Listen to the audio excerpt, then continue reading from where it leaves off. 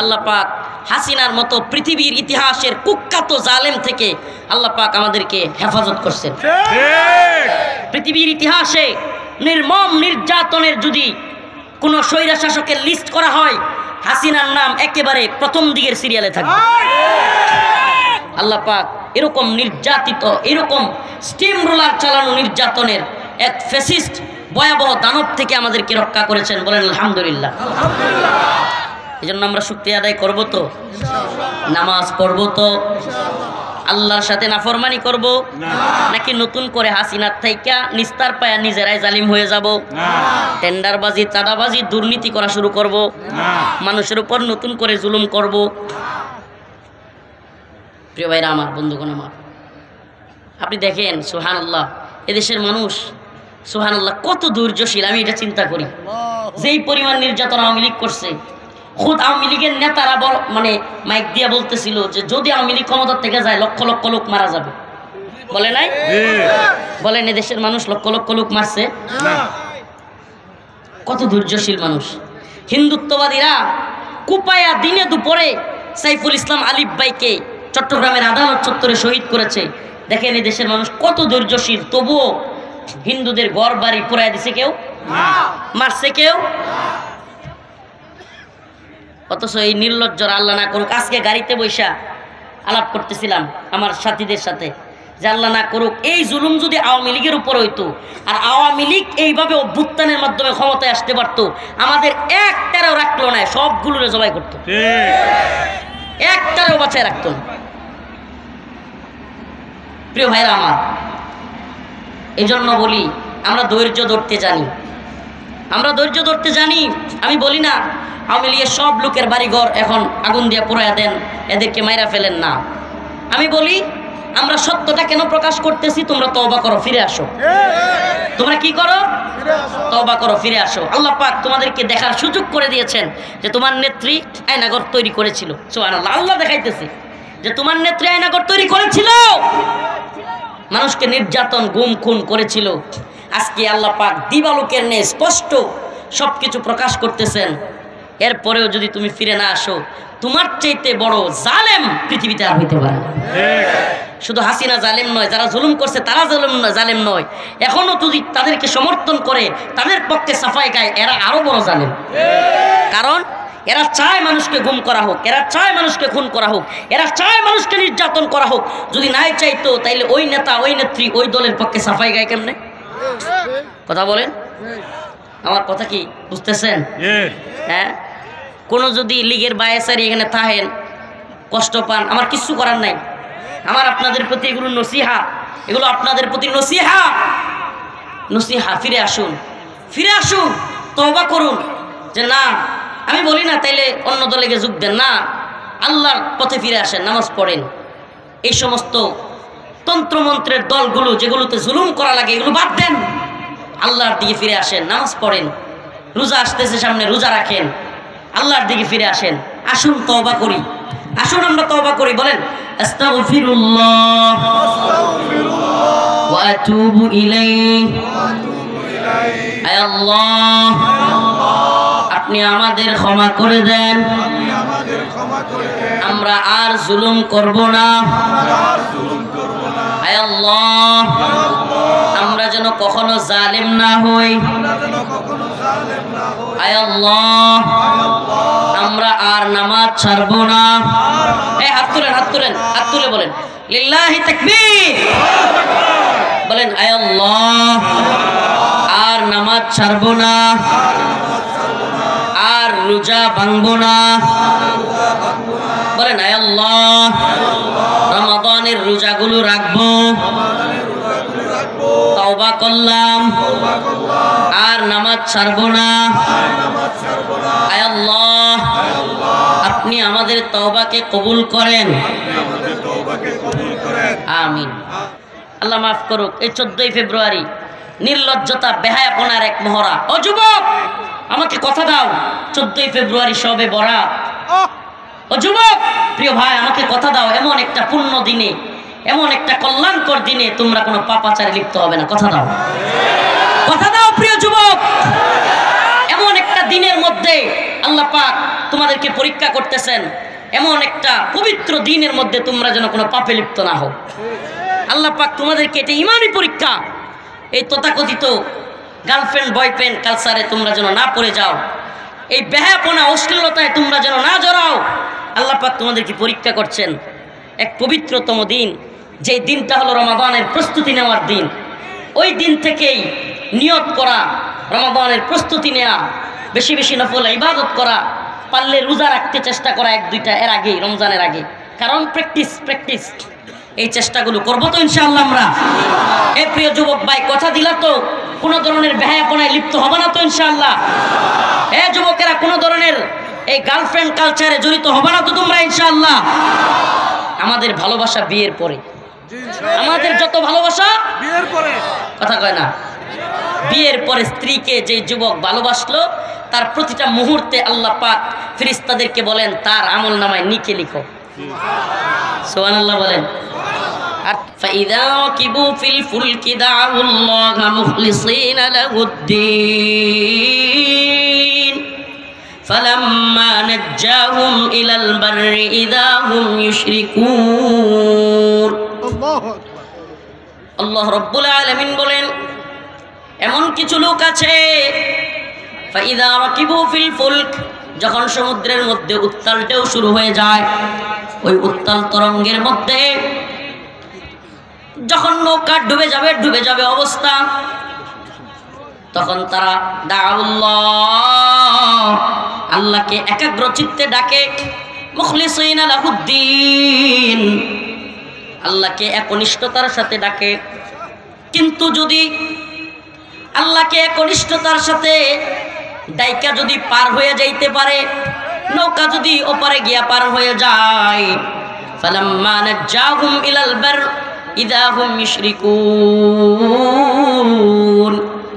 কিন্তু যখন নৌকা ওপারে চলে যায়, সে বিপদ থেকে উদ্ধার হয়ে যায়, তখনই আল্লাহর নাফরমানি শুরু করে। নাউজুবিল্লাহ। তো আমরা কি বিপদ থেকে উদ্ধার হয়ে আল্লাহর নাফরমানি করব? না। বলেন না, করব? বিপদ থেকে উদ্ধার করেন কে? আল্লাহ। টাকা নাই, পয়সা নাই, হঠাৎ করে চাকরির ব্যবস্থা করে দেন কে? আল্লাহ। ঘরে খাবার নাই, খাবারের ব্যবস্থা করেন কে? আল্লাহ। তীব্র গরমের মধ্যে হঠাৎ করে বাতাসের ব্যবস্থা করেন কে? আল্লাহ। সুবহানাল্লাহি ওয়া বিহামদিহি। যে আল্লাহ সবকিছু দেন, সেই আল্লাহর সাথে নাফরমানি আমরা কি করব? না। এটা কখনো যেন না হয়। মুমিনের কাজ আল্লাহর সাথে নাফরমানি করা নয়। মুমিন বিপদে আপদে ধৈর্য ধারণ করবে, সবর করবে, আর সুখের দিন আসলে আল্লাহর শুকরিয়া আদায় করবে। সুখের দিন আসলে শুকরিয়া আদায় করবে। আমরা এখন শুকরিয়া আদায় করি আলহামদুলিল্লাহ। ইয়াউমুল আরাফার দিনে, হজ অবস্থায় ইয়াউমুল আরাফার ময়দানে যারা অবস্থান করবে, আল্লাহ পাক তাদের সবাইয়ের গুনাহ মাফ করে দিবেন, ইল্লা জালেম, জালেম ছাড়া। কল্পনা করা যায়? আল্লাহ পাক একটা শ্রেণীর গুনাহ মাফ করবেন না। ইয়াউমুল আরাফার ময়দানে যারা যাবে, হজরত অবস্থায় আরাফার ময়দানে যারা আল্লাহর কাছে দোয়া করবে, আল্লাহ পাক তাদের সবাইকে কি করবেন? মাফ করে দিবেন।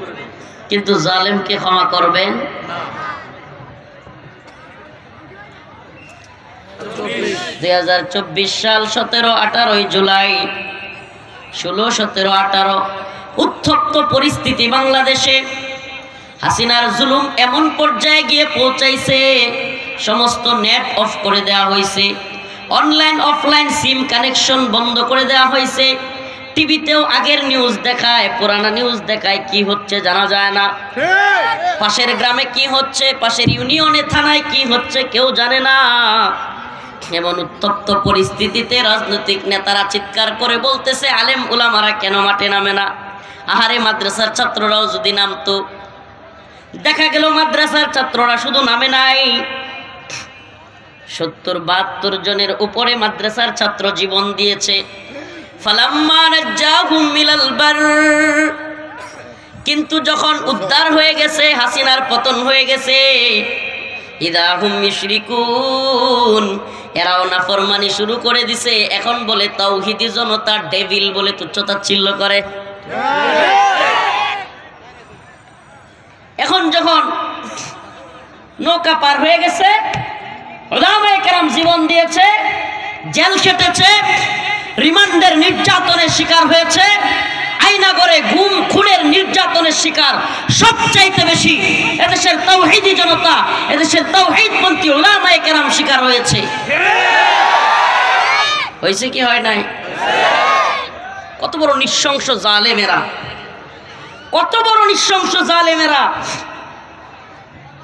ডিজিএফআই, র্যাব, এগুলো আসলে অনেকগুলো আছে ফাত্রা, কিছু জানে না, আর কিছু আছে যাই না শুইনাও এত বড় জালেম, যাই না শুইনাও মিথ্যা বলে, গুজব ছড়ায়। ডিজিএফআই এবং এনএসআই, র্যাব, এই সমস্ত সংস্থাগুলো হইল দেশের সর্বোচ্চ সংস্থা এবং এরাই রাষ্ট্র চালায়, এরাই রাষ্ট্রের নীতি নির্ধারক। এরা রাষ্ট্রের, আপনি প্রধান উপদেষ্টা দেখেন আর প্রধানমন্ত্রী দেখেন, এমপি মন্ত্রী সব কিছু এদের কথায় উঠে আর বসে, জানেই না ক্ষমতা কার হাতে কি। ডিজিএফআই, র্যাব তাদের আয়নাগরে, মানে তারা আয়নাগর বানাইছে, গুম খুনের নির্যাতনের সেল বানাইছে। এটা মিথ্যা হবে আর তারা দিয়ে দিবে যে তাদের এত বড় একটা সংস্থা, পাওয়ারফুল সংস্থার নামে এত বড় বদনাম হচ্ছে, আর তারা এই গুজব মিথ্যা জিনিসটাকে তারা বলবে যে হ্যাঁ আয়নাগর ছিল না কিন্তু আমরা দিলাম। মানে কত বড় নির্লজ্জ। মানে যদি কথার কথা, এই যে একটা স্কুল নাকি নাকি মনে করেন এই স্কুল, সকল মানুষ বলতেছে এই স্কুলের মধ্যে শিকল দিয়া বাইন্ধা ছাত্রদেরকে পিটা। কোনোদিন কি এই স্কুল কর্তৃপক্ষ জীবনেও স্বীকার করবে যে আমাদের স্কুলে সত্যি সত্যি পিটাইতো? মিথ্যা হইলে অপারগ হইয়া 6 মাস এই নতুন সরকারকে ডিজিএফআই আটকায় রাখছে, র্যাব আটকায় রাখছে, দিবেই না তারা আয়নাগর দেখাইতে। জাতীয় আন্তর্জাতিক অনেক চাপের পরে তবুও তারা ঢুকতে দিবেই না। এখন তারা ঢুকতে দিছে, তাও কি এই কিছু শয়তানের দল যেগুলো আওয়ামী লীগের প্রেতাত্মা গুম খুনের সাথে জড়িত ছিল, এরা নিজেরা পালানোর আগে ওই আয়নাগরগুলোতে কিছু পরিবর্তন করে ফেলছে। আমি নিজে আয়নাগরের সাক্ষী, আল্লাহর কসম করে বলছি, কাফারা দিতে হবে না। আমাদেরকে এমন রুমগুলোতে রাখা হয়েছে যেগুলো এখনো পর্যন্ত দেখাই নাই। আজকে যেগুলো দেখছেন তার চাইতে ভয়াবহ রুম আছে, তার চাইতেও ভয়াবহ। আমি পোস্ট করছি ফেসবুকে, এক বদমাইশ লিখছে, হুজুর আপনি লিখলেন ছোট ছোট ঘর, এখানে তো 10 জন থাকতে পারবে, বিরাট বড় রুম। এরা এক একটা শুয়ের মতো চুকায় চুকায় খালি পয়েন্টে পয়েন্টে ভুল ধরার চেষ্টা করবে। আরে বেটা, যেই রুমে নিয়ে নির্যাতন করতো আর যেই রুমে সার্বক্ষণিক রাখতো, দুইটা এক রুম না। দুইটা কি না? এক রুম না। 1 হাত বাই 1.5 হাত এতটুকু কবরের মতো যেই রুমগুলোতে, এই যে টেবিলটা যেমন দেখতেছেন না, টেবিল, এই টেবিলটা এখান থেকে ওই যে লোকটা, ওই ক্যামেরা এতটুকু লম্বা, ছবিগুলো ভাইরাল হয়েছে, পারলে দেখিয়েন। এমন একটা রুমে মানুষজনকে বছরের পর বছর রাখা হইতো। র্যাব 1-এ আমি সেই রুমে ছিলাম, এই এতটুকু রুমের মধ্যে রাখা হইতো। এই রুমের মধ্যে পায়খানা, এখানে খাওয়া, এখানে নামাজ, এখানে গোসল, এখানে সব, কোনো পর্দা নাই। আপনি যেখানে পায়খানা করবেন কোনো পর্দা নাই, উঁচু কোনো ধরনের দেয়াল নাই, এখানেই এখানেই পায়খানা করতে হবে আপনাকে। আল্লাহর কসম করে বলছি, তবু এই আওয়ামী লীগ জাহেলরা, এই জালেমরা এখনো পর্যন্ত এগুলোকেও মিথ্যা বলতেছে। কত বড় নির্লজ্জ আর বেহায়া এদের প্রতি। কি করবেন আপনি এদের প্রতি আফসোস করা ছাড়া? আল্লাহ পাক বলেছেন, খতামাল্লাহু আলা কুলুবিহিম, আল্লাহ এদের অন্তরে সিলমোহর মেরে দিয়েছে। ওয়া আলা সামঈহিম, এদের কানের মধ্যে আল্লাহ সিলমোহর মেরে দিয়েছে। ওয়া আলা আবসারিহিম, এদের চোখের মধ্যে আল্লাহ সিলমোহর মেরে দিয়েছে। এরা দেখেও দেখবে না, শুনেও শুনবে না। অনেক ভুক্তভোগী, আমি তো শুধু নিজে দেখছি এমন না, অনেকের সাথে কারাগারে গিয়ে কথা বলছি। অনেক ভুক্তভোগী, একটা চেয়ার আছে, এটাকে বলে ইলেকট্রিক শক। চেয়ারের নাম কি? ইলেকট্রিক শক দেওয়া হয়। এই চেয়ারের মধ্যে যাদেরকে বসায়া চেয়ার দেওয়া হয়েছে, আমার অনেকের সাথে কথা হয়েছে, অনেককে দেখেছি এই চেয়ারে শর্ট দেওয়ার কারণে সুস্থ স্বাভাবিক একটা মানুষ, অনেক জ্ঞানী বিচক্ষণ মানুষ কারাগারের ভিতরে পাগল হয়ে গেছে। জাহাঙ্গীর ভাই, আমি নাম বলি, কাশিমপুর কারাগার 2 আমাদের সাথে ছিল জাহাঙ্গীর ভাই নামে একটা লোক। এই আল্লাহর বান্দা অনেক জ্ঞানী মানুষ ছিল, বিচক্ষণ মানুষ। যখন ভালো থাকতো কোরআন তিলাওয়াত করতো, যখন ভালো থাকতো মানুষকে সুন্দর নসিহা দিত, নামাজ পড়তো, এখানে দাগ আছে কপালে, কিন্তু যখনই ওই যে ইলেকট্রিক শর্টের পেইন ভিতর থেকে আবার সে আঘাত বা ব্যথা শুরু হইতো, পাগল হয়ে যেত, যারে তারে গালি দিত, লাথি মারতো, হসপিটালে নিয়ে বাইন্দা রাখতে হইতো তারে। আমি নিজের চোখে দেখছি, আমার পাশের রুমের কুকন ভাই, বাড়ি ওই বরিশালের ওই সাইডে, কুকন ভাই নাম, এই ইলেকট্রিক শর্টের কারণে পাগল হয়ে গেছে। আমার সামনে মানুষটা মারা গেছে, আমার পাশের রুমে। কুকন ভাই চিৎকার করতে করতে দেয়ালের ওই আপনার লোহার যে শিকগুলো আছে, এই কুকন ভাই ইলেকট্রিক শর্ট দেওয়ার পরের থেকে কারোর সাথে কথা বলতো না, নিজে নিজে কথা বলতো। পানি নিতে যাইতো, পানি নিতে গিয়া কুকন ভাই এমন করতো। আমার সাথে কাশিমপুরে থাকা সবাই সাক্ষী, এমনকি একজন বড় সাক্ষী আছে, কয়েকদিন আগে 16 বছর পর তিনি মুক্তি পেয়েছে, আব্দুল সালাম পিন্টু আঙ্কেল, সাবেক বিএনপির মন্ত্রী, শিক্ষামন্ত্রী ছিলেন টাঙ্গাইলের, উনিও ছিলেন ওই পাশের রুমে। আমরা সাক্ষী, ওই কুকন ভাই কারোর সাথে কথা বলতো না, একা একা কথা বলতো। কুকন ভাই কি করতো জানেন? পানি আনতে গেলে বলতো, পানি আনছে আনছি, গেছে গেছি, খাইছে খাইছি, এমন করতো সারাদিন। তারা নিয়ে সবাই মজাও করতো, মানে নিজে নিজেই কথা বলতো। পানি আনতে গেলে কাউকে ধরতে দিত না তার পানিতে, এমনকি যে ট্যাপ থেকে সে পানি নিত, ওই ট্যাপটা সাবান দিয়া ধুইতো। আরে কে কারে বোঝায়, ওই ভিতরে সাবান দিয়া, এই প্রতিদিন সাবান দিয়ে আবার তার ইয়াডারে ধুইতো, মানে যেই বোতলটা, এখন বোতল ধুইলে কিন্তু সাবানের পানি গন্ধ হয়, কিন্তু হ্যাঁ এটা কোনো কিছু না, সে এটারে প্রতিদিন ধুইবেই। যদি খালি একবার তার বোতলে শুয়ে দিচ্ছেন, আবার 5 বার ধুইবে, আবার ওই ট্যাপ আবার 10 বার ধুবে, এরকমই করতো সারাদিন। আর নিজে নিজে কথা বলতো, দোয়া হইছে হইছে, খাইছে খাইছি, গেছে গেছি, এরকম করতো। কয়েকদিন পর এই কুকন ভাই আমার পাশের রুমে, আল্লাহর কসম, এই ইলেকট্রিক শর্টের কারণে, নির্যাতনের কারণে ওই লোকটা কেউ সাথে কথা বলতো না, কখনো তার রুমে কেউ যাইতে দিত না। কিন্তু তার এমন অবস্থা হয়েছে, এই রুমের ভিতরে দেয়ালের রডগুলো ধরে ধরে চিৎকার হা হা হা হা এমন করতেছিল। আমি পাশের রুম থেকে শুনতেছিলাম, কাঁপতেছে তার শরীর।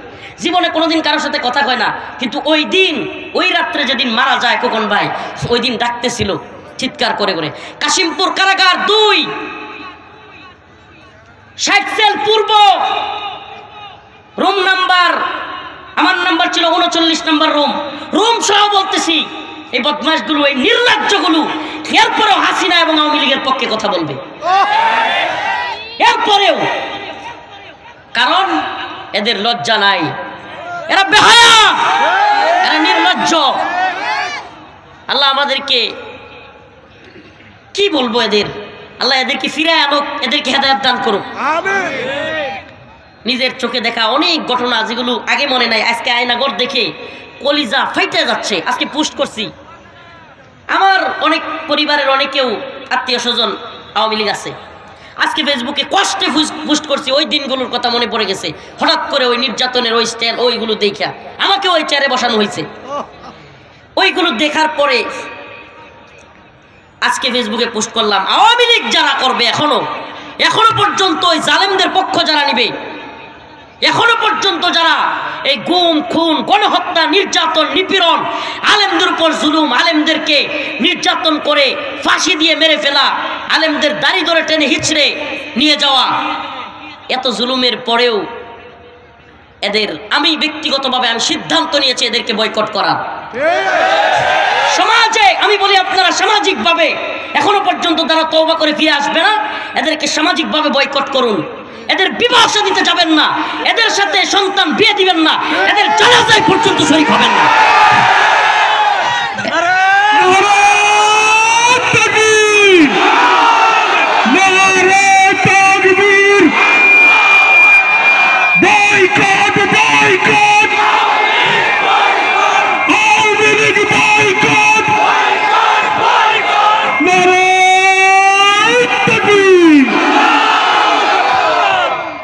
কথাও যদি মিথ্যা বলে থাকি, এই সকল জনতার সামনে বলে গেলাম, আল্লাহর কাছে যেন আমার বিচার হয়। আর কি বলবো, আর কি বলবো? আল্লাহ আপনি আমার বিচার করিয়েন যদি কোনো কথা মিথ্যা বলে থাকি। আমি নিজে একজন রাজ সাক্ষী, আমি নিজে ছিলাম, আমি নিজে ভুক্তভোগী। র্যাব 1-এর গুলো আরো নৃশংস। আমি চিৎকার করে করে পাশের রুম থেকে মানুষের আওয়াজ শুনতাম, কান্নার আওয়াজ, আমি নিজে শুনছি। আল্লাহি কসম, আল্লাহর কাফারা দিতে হবে না। এরপরে ওই মিথ্যাবাদীরা মানে একটা একটা সুই বার করবে। কি এখন কি বলে এই নির্লজ্জ বেহায়ারা? বলে ঠিকাদারদের আয়নাঘর বানিয়ে বুঝাইয়া দিতে 7 মাস সময় লেগে গেছে। চিন্তা করছেন কত বড় নির্লজ্জ? এরা বুঝতেছে না ডিজিএফআই এর মতো, র্যাবের মতো পাওয়ারফুল বাহিনীগুলো সরকার পরিবর্তন হয়ে গেলে ওই বাহিনীর সব লোক কি মারা গেছিল? তো এরা কি পাওয়ারফুল না? তো এরা বুঝায় দেয় নাই। এমনকি এরা যে শয়তানিটা করছে আজকে ওপেন বলি, বিভিন্ন জায়গায় নতুন নতুন আপনার ঘরগুলোতে কিছু কাজ করে ফেলছে। মানে ঘরগুলো আগের হালতে রাখে নাই, কিন্তু আগের হালতে না রাখলেও বিল্ডিং তো আর ভাঙতে পারে নাই, জায়গাগুলো তো আর ভাঙতে পারে নাই। ব্যারিস্টার আরমান আজকে দেখলাম কাঁদতে কাঁদতে বলতেছে এই যে এই রুমে 8 বছর আমার রাখছিল। এভাবে পিছনে আমাদেরকে কি করতো জানেন? আমাকেও এভাবে পিছনে এভাবে হাত বাঁধতো, রুমের মধ্যে থাকা অবস্থায় আপনার চোখের মধ্যে এভাবে কাপড় দিয়ে রুমে এভাবে ফেলায় রাখতো, পিছনে হাত দিয়া। আর খাবার দিত সময় খুলে দিত, কিংবা জিজ্ঞাসাবাদের সময় চোখ খুলে দিত। পায়খানায় যাওয়ার সময়ও চোখ বাইন্ধা নিত হ্যান্ডকাপ লাগায়, কিন্তু একেবারে দরজার সামনে গিয়া ছেড়ে দিত, দূরে দূরে হাতে এইভাবে একজন ধরতো, এইভাবে অন্ধের মতো নিয়ে যেত। এই যে আমরা অন্ধ, এই যে এইভাবে, তারপরে ওই রুমের মধ্যে নিয়ে পরে ছেড়ে দিত। কল্পনা করতে পারেন এমন নির্যাতন নিপীড়ন? আরে র্যাবের এই যে কিছুদিন আগে র্যাবের ডিজি সরাসরি স্বীকার করছে, হ্যাঁ আয়নাঘর ছিল, গুমকুন হয়েছে, স্বীকার করলো। প্রিয় ভাইরা আমার, প্রিয় উপস্থিতি, প্রিয় হাজিরিন, এই কষ্টের কথাগুলো কেন বলছি জানেন?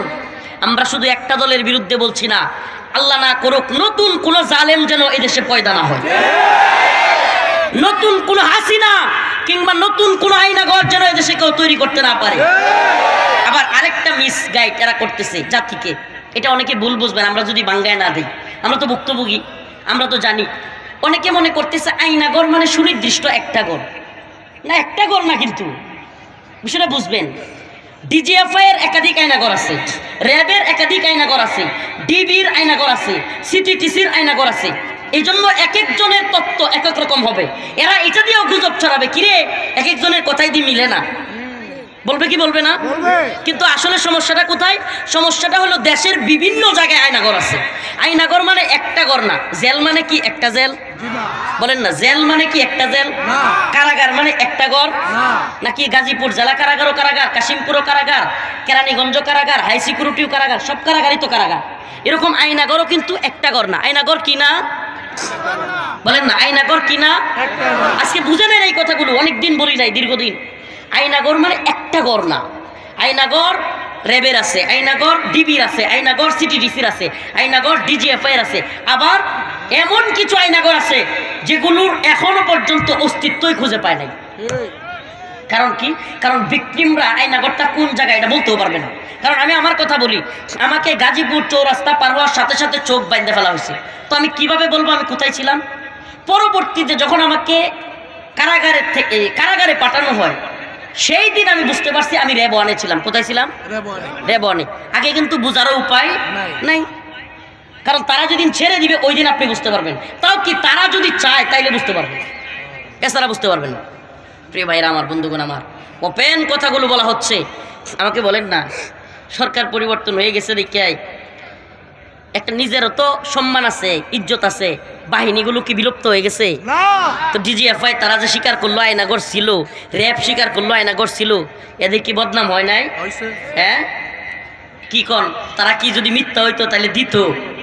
বিশ্ব মিডিয়ায় প্রচার হবে না যে বাংলাদেশের ডিজিএফআই আয়নাঘর রাখতো? বাংলাদেশ সেনাবাহিনীর একটা অংশ গোয়েন্দা সংস্থা আয়নাঘরে মানুষকে এরকম নির্যাতন করতো, এটা কি বিশ্ব মিডিয়া জানবে না? আজকে জাতিসংঘ থেকে বিবৃতি আসছে যে জুলাই আগস্টে যত মানুষ মারা হয়েছে সবগুলো হাসিনার হুকুমেই মারা হয়েছে। আর কত লুকায় রাখবেন? আর কত নির্লজ্জতার বেহায়াপনা করবেন? আরে সূর্যের আলো যেমন সত্য, ওই চাঁদ যেমন সত্য, এই আয়নাঘর ছিল, গুম খুন হয়েছে, এগুলো সত্য। তোদের মতো চামচিকারা, ওরে চামচিকা না বাদুর, বাদুর নাকি সূর্য উঠলে নিজের যে ইয়াটা থাকে না ওটা দিয়ে লুকায় লায়, মানে সূর্য নাই। বাদুরে সূর্য লুকাইতে চাইলে সূর্য কি লুকায় থাকে? বান্দর নিজের চোখ লুকাইতে পারে, কিন্তু পৃথিবী থেকে সূর্য লুকাইতে পারবে? এই বাদুরের দল, চামচিকার দল, তোরা নিজেদের চোখকে ডাকতে পারবি, কিন্তু আল্লাহ পাক যেগুলো সত্য সেগুলোকে গোপন করতে পারবি না। কোনো না কথা কইলে ধরে নিয়ে আইবেন, একের মাইরে এখনই শেষ করে দিব। আমার আজ খুব আছে অনেক, আজকে আমার যেই পরিমাণে খুব, একটা রাও করলেই ধরে নিয়ে আইবেন, ওটার পিডামো আমি। আল্লাহ মাফ করুন আমাদেরকে। হাসিনার সময় আমরা পরোয়া করি নাই বেটা, হাসিনার সময় কোনো নির্যাতন গুম খুনের ভয়ে চুপ থাকি নাই। আর আজকে কলিজারা ফাইটে যাচ্ছে। আজকে আমার এক মামুরে আমি বলে দিছি যে আমার সাথে সম্পর্ক রাখতে হলে, কথা বলতে হলে ওপেন ঘোষণা দিতে হবে অনলাইনে যে আমি আর জীবনে কোনোদিন আওয়ামী লীগ করবো না। ঘোষণা না দিলে আমার আম্মারে বলছি, আম্মা তোমার বাইরে বলে দাও আমি আর জানাজাই পর্যন্ত যাবো না, সরাসরি বলে দিছি। কারণ যারা কিনা এই জুলুম নির্যাতনের এখনো পক্ষে দাঁড়াবে, এরা দেশের দুশ্মন, এরা জাতির শত্রু, এরা জাতীয় খাদ্দার। প্রিয় ভাইরা আমার, বন্ধুগণ আমার, ফাইদা রাকিবু ফিল ফুলক দাউল্লাহ মুখলিসিনা লাহুদ্দিন ফালাম্মা নাজ্জাহুম মিনাল বার ইযা হুম মুশরিকুন। আমি আবারও বলতেছি, আয়াতের আলোচনায় যাওয়ার আগে, কোনো বদমাশের যদি সংশয় থাকে পারলে আমার কাছে আসিস। যে তত্ত্বগুলো মনে হয় যে মিস, মানে এটা কেমনে হইতেছে ওইটা কেমনে হইতেছে, আমি সুস্পষ্ট জবাব দিব। আমি প্রত্যেকটা, এগুলো একটাও মিথ্যা না, কিন্তু আপনি যদি সাময়িকভাবে এক এক রকম কথা শুনেন আপনার কাছে ভিন্ন মনে হবে। কেন মনে হবে? কারণ এখানে তো অনেক ধরনের কথা আছে যেটা আপনি বুঝবেন না। এই যেমন আমি আজকে বললাম আয়নাগর অনেকগুলো, আপনারা জানতেন এইভাবে? জানতেন না। ডিজিএফআই এর আলাদা, র্যাবের আলাদা, সিটিটিসির আলাদা, ডিবির আলাদা, এটা আপনারা জানতেন? এটা জানতেন না। এবং যেই ঘরে রাখা হয়, এবং যেই ঘরে নিয়ে টর্চার করা হয়, দুইটা এক না, এটা জানতেন? জানতেন না। টর্চার সেলটা কেমন জানেন?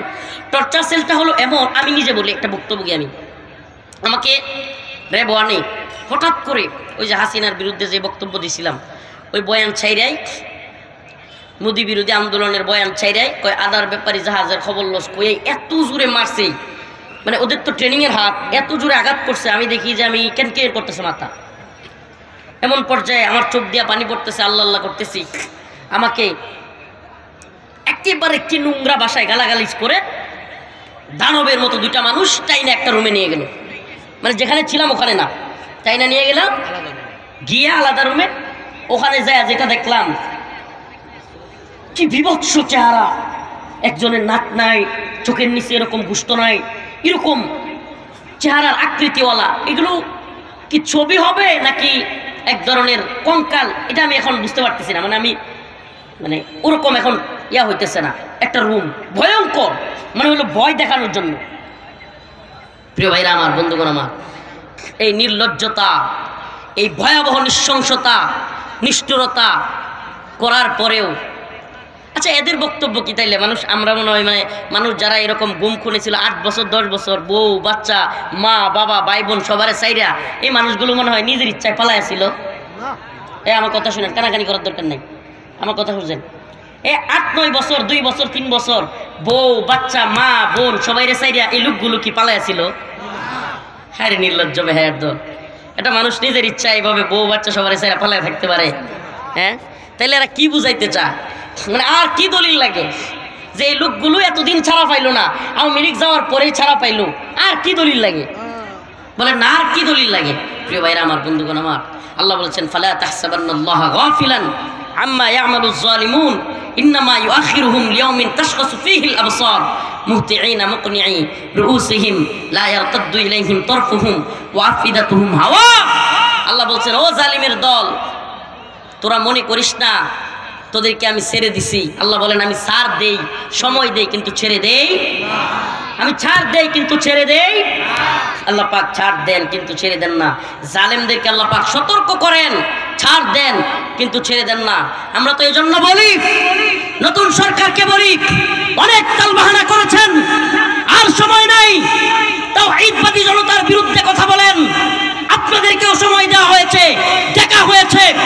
দ্রুত সময়ের মধ্যে আওয়ামী লীগকে নিষিদ্ধ না করলে আমরা আপনাদের বিরুদ্ধে আন্দোলন করতে বাধ্য হব।